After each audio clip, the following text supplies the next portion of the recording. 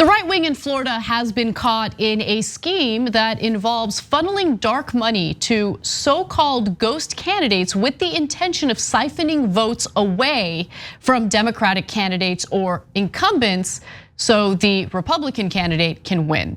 This story is bananas. What's even more crazy is that there's no one in prison for it yet. What's even crazier is I have a feeling no one will end up in prison for it. Now let me give you the details. In District 39, another South Florida seat, Ana Maria Rodriguez won with nearly 56% of the vote over Democrat Javier Fernandez. Kelso Alfonso, an 81-year-old who didn't even campaign, pulled in more than 3,600 votes. Well, Alfonso ran as a third-party candidate, helping to siphon votes away from the Democratic candidate, allowing for the Republican candidate to win. In District 9, something very similar happened, okay? Broder defeated Democrat Patricia Sigmund. The district includes all of Seminole and a portion of Southwest Volusia counties. Broder received 50.3% of the vote. The ghost candidate, who never even campaigned, received nearly 5,800 votes. And then there's one other district that's worth mentioning here. In Senate District 37, a Miami seat, Republican Ileana Garcia upset incumbent Democrat Jose Javier Rodriguez by just 32 votes. Alex Rodriguez, the ghost candidate, Artiles is charged with paying off, didn't campaign and ducked media requests. He received nearly 6,400 votes. Along with Artiles, Alex Rodriguez is facing felony charges, accused of taking more than $44,000 from Artiles to run as a sham candidate.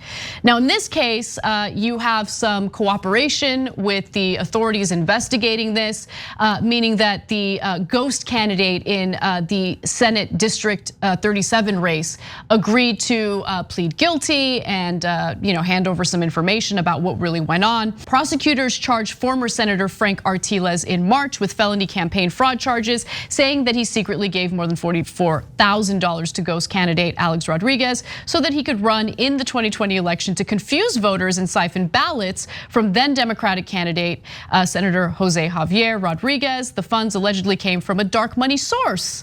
Artiles has pleaded not guilty. So I'll tell you about the sources of that dark money in just a moment. Cenk, do you want to jump in as a lover of Miami? Yes. A fan of Florida. And a hater of corruption. Guys, I tell you that politics is all about branding. And in mainstream media, they have silly conversations about, well, the voters have all analyzed every single candidate and they have decided that they are more centrist. And they will vote against Medicare for all, the candidate that's against Medicare for all, because that is their position, okay? No, the polling indicates, for example, in Mississippi, the majority of Democratic primary voters were in favor of Medicare for all. But they voted for Joe Biden overwhelmingly, who's against Medicare for all.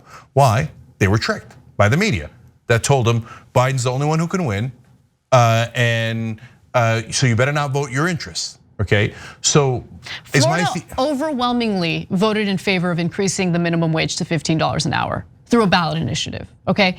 To say that Florida voters are like rabid right-wingers and there's nothing you can do to change that is ridiculous.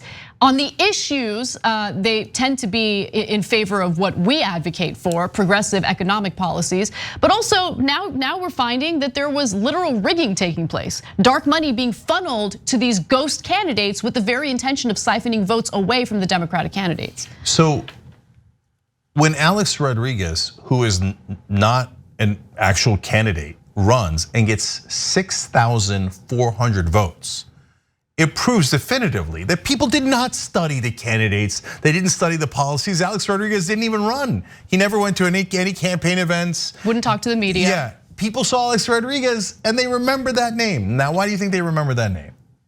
Well, it's because there's a famous baseball player with that name. And So he gets way more. If you notice, the other ghost candidates got like 3,200 votes and less votes. They put in a name like Alex Rodriguez. It's a Latino name that makes a difference in Miami. It's a famous baseball player. It triggers for them. Some of them might think they're voting for the baseball player, but I bet you a majority of them just go, "Oh, I think I know that name," and they press yes. That's how real people make decisions. And so Republicans know this. That's why they try so hard to raise enough money to trick you with advertising, and they try so hard to influence the media, and they do a spectacular job in both. And just for a little extra seasoning here, they run ghost candidates. Yep. Because sometimes elections are decided by 32 votes. And so you get 6,400 votes away from them pretending to be a third party candidate. Oftentimes that's more progressive. And it's an easy way to swing elections that are close. And by the way, if they're doing it in politics, which now you can see most definitively they're doing it in politics, do you think they might also be doing it in the media where they get talk show hosts to say, "Oh yeah, man, I bet the third party candidate can win. I bet they're the real progressive. Yeah, don't vote for the Democrat in a general election."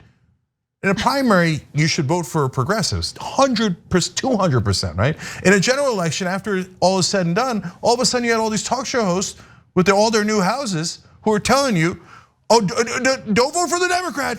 Don't vote for the Democrat. Make sure you vote for this other candidate and they just conveniently leave out, has no chance of winning." So convenient, yeah. So just to be clear, the Alex Rodriguez that ran as a ghost candidate here is not the former baseball player, even though you're right, Cenk, that this candidate was chosen for his name, and it did confuse people. This Alex Rodriguez is a 55-year-old auto parts salesman. Let's take a look at this tweet. With no political experience, again, he ran as an independent, but he would like to apologize to the people of Florida. He says, "I would like to offer a sincere apology to the people of Senate District 37. But what I want to know is, now that it's very clear that this scheme took place, it was just like like the election in this district and the two other districts was a sham. Like, what happens now? They cheated. Yeah. We just let it go? We just let it go. We just let it go. That's it. They're criminals. It's a crime. It's insane. They should go to prison. Does any right winger ever go to prison in this country? No matter what laws they break.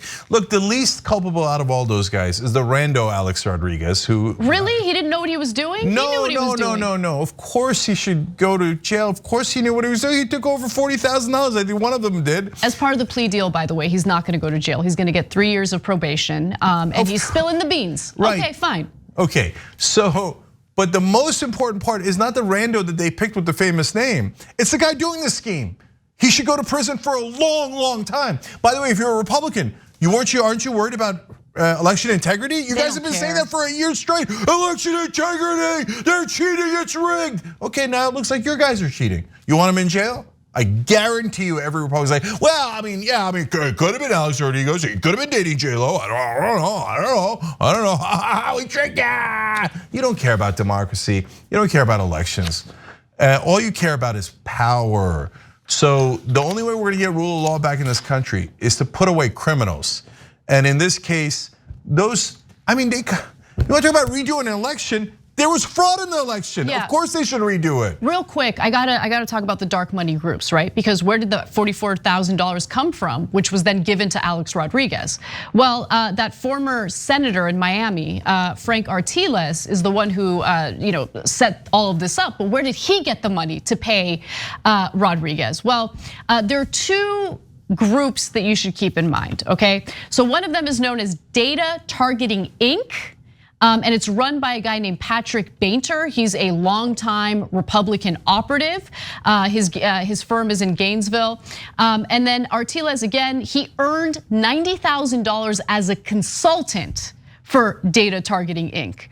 By the way, the scandal is also tied to the powerful Associated Industries Inc., which happens to be a business lobbying firm out of the state. Investigators have also gathered evidence tying Tallahassee pollster Ryan Tyson and political consultant Alex Alvarado to two political committees that funneled large sums of dark money into the ghost candidate campaigns in state Senate districts 9, 37, and 39. Tyson is a former vice president of political operations at Associated Industries of Florida, who continues to work as a contractor for them. Neither Tyson nor Alvarado has been charged with a crime. Of course not. Why would they be charged with a crime as they're engaging in this scheme to throw the elections? It's amazing. Look, not everything is a conspiracy. In the election that I ran in, my opponent was Christy Smith. There was a guy named Chris Smith. But it turns out he was a real guy. He showed up to debates. He was actually a nice guy. I ran, my name is Cenk. There was a guy in the race whose name was Jenks. Now, amazing. It is amazing. That was also a real guy that showed up to the debates. But so I didn't see anyone resembling the exact name of the Republicans, and it's an open primary in California. So I have no idea what happened there, but likely that was not a conspiracy because they seem like real people and they even seem like good people. And a lot of the talk show hosts are doing it genuinely. They think, oh my God, if we can get a third party from 0% to 1.5%, it's gonna make all the difference in the world. And that's why even if it costs a whole bunch of Democrats elections, much more importantly, that means Republicans got into power and they are gonna do awful things. It's worth it. Some people genuinely believe that. Yeah. Others think, hey, where's the money coming from? I'll do whatever it takes. Thanks for watching The Young Turks, really appreciate it. Another way to show support is through YouTube memberships. You'll get to interact with us more. There's live chat emojis, badges. You've got emojis of me, Anna, John, JR, so those are super fun. But you also get playback of our exclusive member-only shows and specials right after they air. So all of that, all you gotta do is click that join button right underneath the video. Thank you.